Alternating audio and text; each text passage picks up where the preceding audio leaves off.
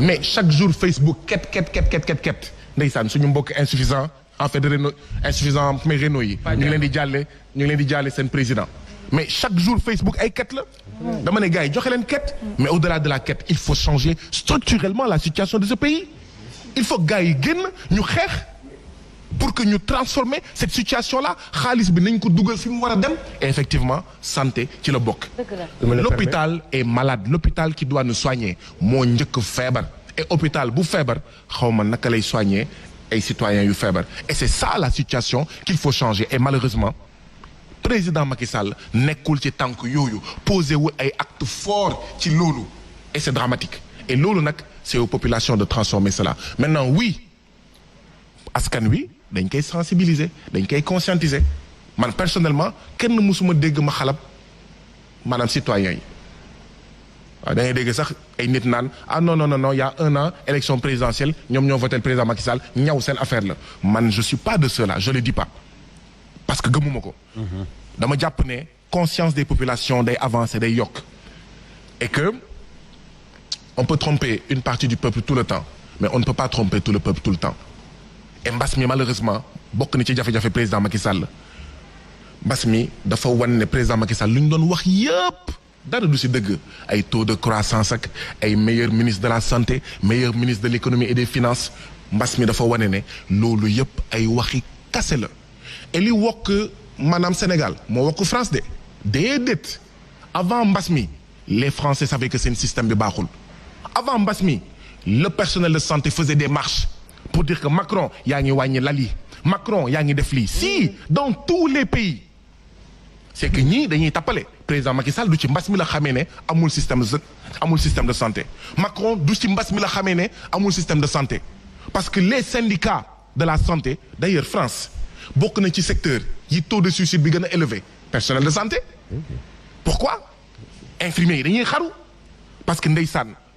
li am en fait au niveau des hôpitaux manque de moyens nit ñi di dee liggéey bi tar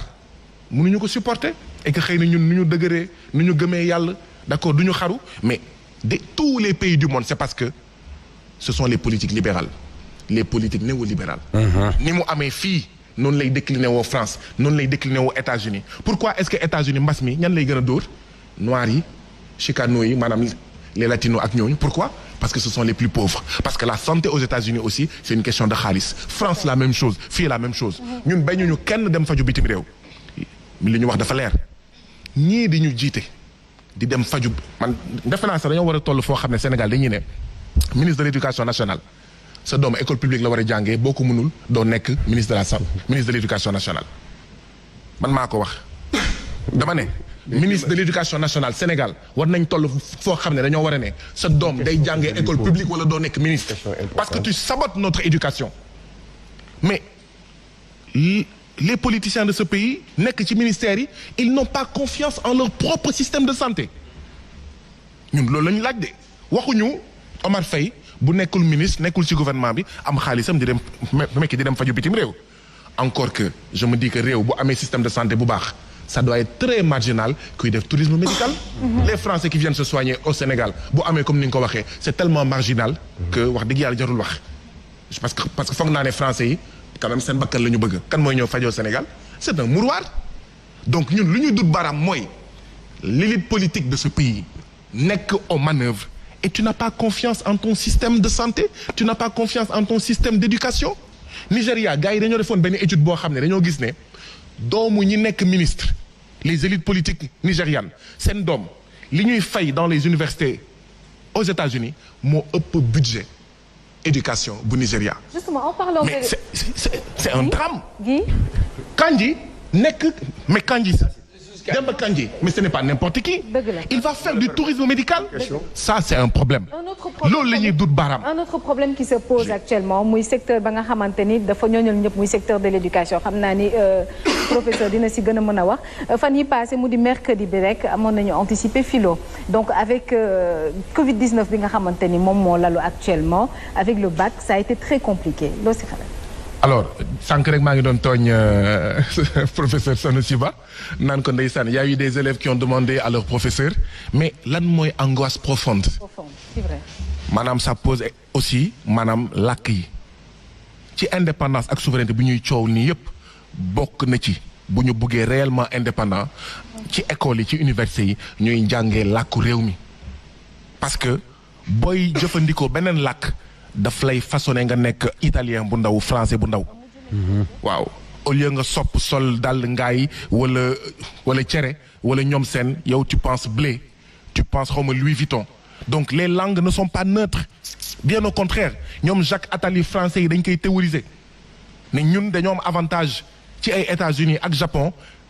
ci pays yi nga xam ne ce sont des pays francophones mais d'ailleurs boo duggee ci benn magasin tu es d'abord frappé par les produits écrits en français mais turc déggoo ko da ngay gis les écritures turques ça te semble bizarre da ngay naan bind yi mooy lan tu es attiré par les produits français on a écrit en français mais j'attire juste l'attention sur une chose maa ngi ko doon wax sànq xawma résultat baccalauréat nu mu nar a demee ren mais ñeenti at yii passé c'était 65% de taux d'échec 63% de taux d'échec 64% de taux d'échec maanaam sur 10 candidats au baccalauréat 6 yi dañuy échouer c'est ça la vérité maanaam lu ñuy dut baaraam ci santé moom la ñuy dut baaraam ci wàllu njàng et du début à la fin mais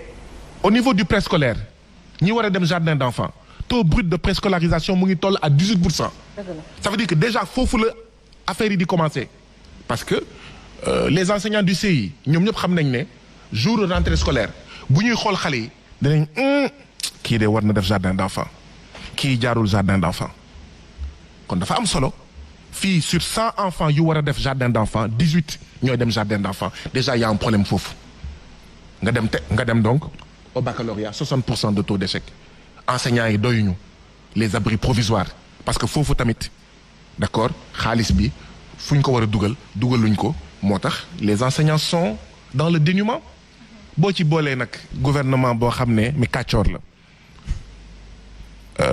lu mu wax du ko def lu muy def du ko wax signé ay accords réalistes et réalisables depuis 2014 génn ci ba mu set wicc enseignants yi nekk dans le dénuement parce que tamit pour un enseignement de qualité il faut des enseignants de qualité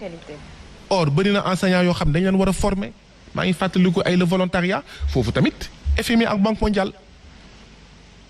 d'accord parce que damay fàttali ne plan décennal de l'éducation et de la formation 1995 moo ñu joxoon les volontaires et les vacataires faf quota sécuritaire da ngay jékki-jékki ki doon jaay xaw ma beñe ci koñ bi ñu ne la jàll na quota sécuritaire deful sax formation on est passé d'une formation des enseignants de 3 ans à une formation de 9 mois moo tax école bi ñi dugg CI 95 96 97 98 ñooy def bac depuis 4 ans et donc les résultats que nous avons et qu'on va certainement avoir bu ñu ko manipuler wul comme Sénégal nous sommes dans la manipulation même quand Macron bu duggee ci classe ñu ne au Sénégal il y a 27 élèves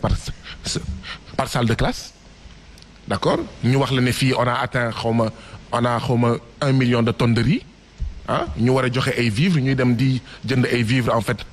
bitim réew nous sommes dans un pays de manipulation bu ñu manipuler wul chiffres yi ragal naa ne ça va être l'hécatombe cette année-ci parce que je ne vois pas pourquoi ce ne serait pas en fait l'hécatombe ba di def EPS alors que pendant des mois élèves yi defuñu EPS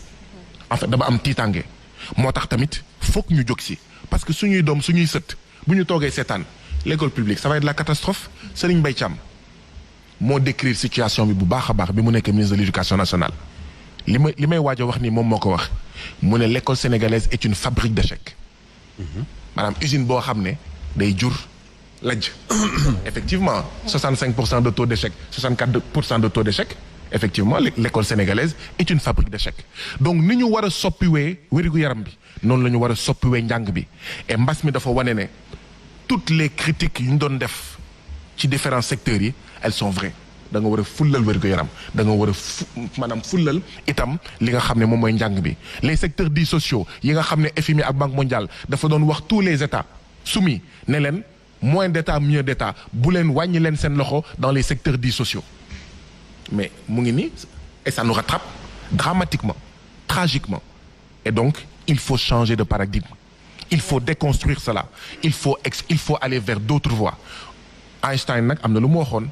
un problème il ne se résout pas par le mode de pensée qu'il a créé or président Macky Sall dañ ko formaté Ouattara dañ ko formaté IBK dañ ko formaté dañ leen formaté pour servir dañ leen formaté pour ñu nekk ay surga France banque mondiale ak impérialisme lii Omar Faye doon wax sànq ne dafa mel ni dafa naa moom moo ko doon wax dafa mel ni dañ leen liggéey pour ñu dëdd doomi réew et ñu fulal bitim réew defe naa moo doon wax sànq liggéey bi une formule boo xam ne mais c'est une formule très heureuse mais loolu mu doon wax mooy dañ leen formaté ce sont des valets de la France et de l'impérialisme et fekk nag Sénégal ak Afrique ñu ngi am ay surga borom doole yi nekk bitim réew du ñu génn ci sous-développement du ñu génn ci une éducation bu nekk une fabrique d'échecs du ñu génn ci benn santé boo xam ne c'est une fabrique de mort c'est une fabrique de malades